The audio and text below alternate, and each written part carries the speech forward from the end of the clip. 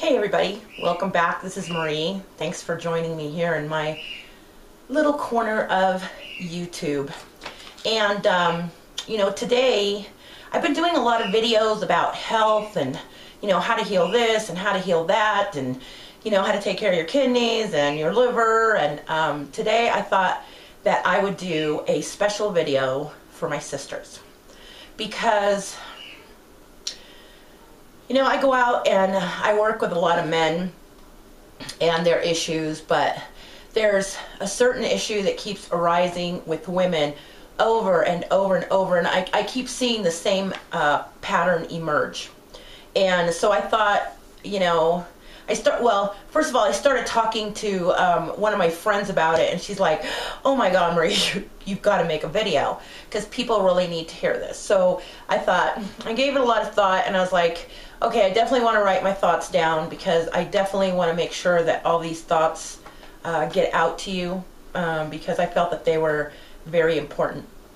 One of the things that I noticed when I first get a call from a female and they ask me to come out to their home, I notice two things. The very first thing that I notice is when I come up to that door and that woman opens the door, I'm going to find one of two things. I'm going to find a woman that's extremely overweight, or I'm going to find a woman that's overly thin. Okay, the second thing that I'm going to notice when I walk through the door is that her house is going to be immaculate.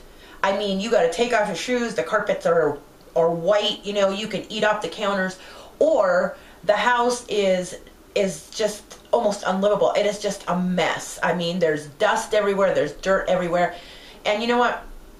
I wasn't much different than this. If you would have came up, if I would have called you for help 4 years ago, you would have shown up to my door, you would have seen an obese woman open the door, and my house, you could literally eat off the floor. So I've noticed that those two things go hand in hand. There's no balance. I have yet to have a woman call me where I walk up and go, wow, look at that. She's the perfect weight. And I walk into their house and it's not too clean and it's not too dirty. It's just there. But I'm assuming that women that have balance in their lives probably don't have a lot of health issues. So I've noticed that it's either going to go one tip really bad one way or tip really bad the other. And the women that are extremely overweight can have a very clean house or can have a very dirty house. And the women who are thin could have a very clean house or can have a dirty house. I've noticed that neither one of them go hand in hand. As soon as I start sitting down and we start discussing the health of the individual and everything else, at some point in that conversation, I'm going to hear a woman tell me how much she hates her appearance. Oh, I really hate being this thin. I can't stand it. Or I hate being this heavy. It really affects my self-esteem. Or something, something to that nature. I hate my nose, I hate my hair is thinning, or my eyebrows are droopy, or my cheeks are too pudgy, or I hate my thighs, something. They will come up with something that they absolutely do not like about themselves. And the next question I ask is, how was your relationship with your father? And at this point, they kind of look at me like, oh no, I've had this woman come out here to help me, and she's going to send me to a psychologist to, my relationship with my father, my relationship with my mother, go back into my childhood. And they normally start out by telling me, oh, my relationship with my father. Some. Others tell me their fathers were non-existent, they died, they ran away with another woman, blah, blah, blah, whatever the case may be. But some of them will sit there and tell, oh no, my relationship with my father when I was growing up was fine. My father was around, yeah, blah, blah, blah, blah, blah. And I'm like, well, it doesn't matter that your father was around. I need to know what kind of relationship you had with your father. Was your father the kind of a man that went out to work, was a workaholic, and then came home and sat and watched TV and drank beer. I mean, this was the case with my father. My father was, I did have my father growing up the whole time, but, he was a workaholic. He worked a lot. He came home, he watched a lot of TV, blah, blah, blah, blah. But a lot of women will lie to themselves and sit there and say they had a great relationship with their father when that was not the case. Your father is the man in your life that, excuse me, gives you your self-esteem. So this is why it's so important to go back and figure out what kind of relationship you had with your father, or what kind of relationship you did not have with your father. Your father is your daddy. Your daddy is the man that is supposed to show you how to have a non-sexual relationship with a man. This is the man that is supposed to sit on the couch with you and watch TV with you and throw your arm around you and show you love, show you closeness without a sexual intent. So that when you grow up, when you become a woman, you can have that non-sexual closeness with a man without believing that sex is what love is all about. Your father, or your daddy, is also the one that shows you an example of how you are supposed to be treated. If you have a father that treats you like a princess, you're going to accept nothing less than being treated like a princess. If you have a father that treats you like crap, well, you're going to put up with any man's crap, because that is what the example that you were shown. So your father is the one that shows you that example, the communication example, the love example, this is how a man is supposed to treat you. I sit here, I ask you about your homework, I pay attention to you, I'm present. And this is the way that all men should treat you. They don't have to say that. They've already given you the example. So when you get older and a man does not treat you that way, you're just like, whoa, this is not what I'm used to. This is not going to work for me. So you're not going to take anything less than what your father showed you. Your dad is also the one that puts the story in your head. You are wonderful. You're beautiful. You are the most beautifulest little girl in the world. You don't deserve any less than this. That guy is just not good enough for you. And as he puts those thoughts into your head and he tells you that story, when you get older, that tape is always playing in the back of your mind. So no matter who you're with, no matter what's going on, you always hear the imprinted tape in the back of your head. You're a beautiful little girl. You deserve so much more. And you will not settle for less than what that tape is telling you. But if you were never told that you were beautiful, you were never told that you were wonderful, you were never told that you were valued, you're going to settle for anything as you get older. Your dad is also the person that shows you how to communicate. You know, you have a bad day at school, you come home and your dad sits down with you, and as you're telling him about your day, and as he is present and listening to you, you see what real communication is. What has to happen between a female and a male, and how that communication is supposed to go. So if you were never shown that communication, you don't know very well how to communicate with men. And you know, this isn't just one-sided. This also works for men and their mothers. So, if there's men watching this video, keep that in mind. Everything that I say about the females is also the same with the males, the males and their mother relationship.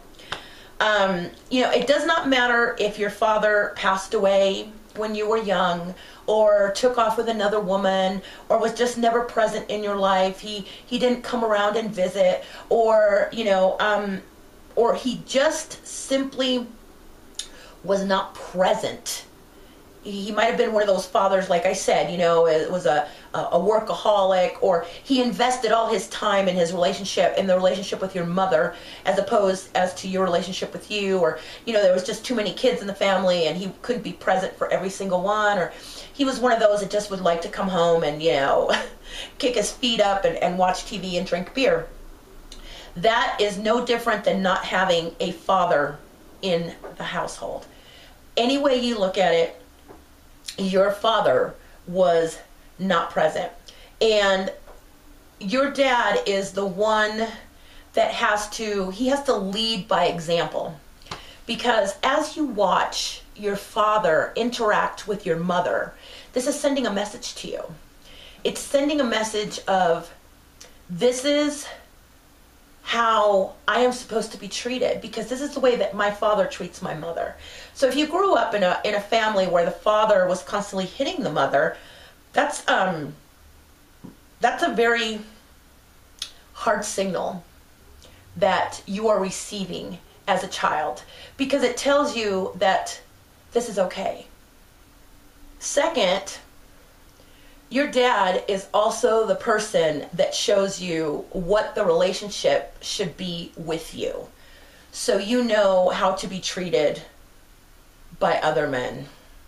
So your father is a huge example in your life. Women who don't grow up with a dad, women who don't have their father around and did not give them this kind of nourishing as they grow older, have a tendency to be very, very promiscuous. I've heard it time and time again. I go out to these ladies' houses, I see how sick they are, and yes, they do have a lot of, health issues, but there's also a lot of very deep emotional scars and emotional issues that they have not dealt with, or they have lied to themselves about. And the one thing that I hear a lot of is, I was very promiscuous as a child. I was very promiscuous. And, there's women that go into their 40s and they're still very promiscuous. They go on 2 dates and they're instantly in bed with the guy. You just signed the lease and you haven't even seen the apartment. Because any man that comes into your life and says, I think you're pretty, or gives them the slightest bit of attention, they're just like mush, because they never got that as a child. They never received that nourishment. So they're very hungry for that nourishment. Another problem that I noticed with women that did not grow up with a father is that they have a tendency to stay in crappy relationships with abusive men who hit them and torture them physically and mentally, and say things that are just not appropriate. And the reason that I found that women have a tendency to do this is because subconsciously, while they were growing up, their father was never there for them. Their daddy was never around. They never received that nourishment. So they always lacked for that. And when they have their children, they don't want their children to lack for that. So they hold on to these men, wanting to keep that father figure around for their children, because the father figure was never around for them. And ladies, this is one of the worst things that you can do for children mentally, because that father is just not emotionally there. And even though he's present in the household, it just doesn't matter. If he's not there, you're better off having someone from Big Brothers be a mentor and give your daughter or your son that nourishment that they need before you sit around and have a crappy father that just isn't present in their lives. Another issue that stems from our childhood is not just our father, but also our mother. You know, I've been in cars driving down the street with other women, and all of a sudden, you know, there'll be some man walking down the road, and he's got his suit and tie on, and his hair's done up, and, you know, he's got his nice shoes on and the whole bit, you know, and some woman in the car, never failed, will look out the window and go, hot damn, God, he was hot. Did you see that? Oh, man, he looked good. Or we'll walk past him and go, oh, my God, he looks so good, and he smelled so fine, and, you know, but I've noticed that when the exact same thing happens and we're driving down the road and a woman will be on that sidewalk and she will be wearing a skirt, dressed nice, you know, her hair will be done up, she's nice and polished and wearing heels, it never fails. Someone in the car will look out that window and go, huh, look at her, who the hell does she think she is, wearing her high heels and all this and all that, and they become nasty. And the first thing I say was like, are you kidding me? More power to you, sister. More power to you. We need more of that. There are so many women that do not nourish their sexuality, that do not nourish their feminine side because they don't have self-esteem. Because the men have torn them down. Because they've been told that we are bitches if we dress like that, or, you know, we're dominant, or whatever the heck you want to say. And, you know, that's just stuff that they've put into your head. Your mother is the one that teaches you the relationship to have with other women. So if you had a bad relationship with your mother, if you didn't connect well with your mother, if there was always a competition going on with your mother, which is very common, is the mother-daughter competition, you have a tendency of not getting along with other women. As I was growing up, my mother was very attached to the bottle, and I did not have that closeness with my mother. I did not have that communication with my mother, but I thank the good Lord above, I had that communication with my grandmother. Me and my grandmother was always present in my life. And when my mother was at work and she was busy working and she was she was a workaholic and alcoholic, my grandmother was there for me. And my grandmother would sit and she would talk to me. And she showed me what communication with another female was like, what closeness looked like with another female, that it was okay to have that bond with another woman, and how that communication should go. I've noticed that women have a tendency to alienate other women because of the whole competition thing, or they were never taught through their mothers how to communicate with other women. And it's very sad, because in doing that, in alienating other women, there's a certain void that you have in your life. And most women try to go towards men and try to have men fill that void. And ladies, I don't need to tell you this. That doesn't work. A man cannot fill that void, because men don't talk, don't communicate, don't share feelings on the level that we communicate, that we share feelings. They don't have the same thoughts in their head. They don't know what it feels like to stay up with a child who has a fever till 1 o'clock in the morning. They don't know what it feels like to be discriminated against by an employer simply because you have breasts. They don't understand all of this. They don't understand the moodiness that comes about every time you have your menstrual cycle. They don't understand this. Only another woman can sit down with you and share these feelings and fill that void. I hear women all the time,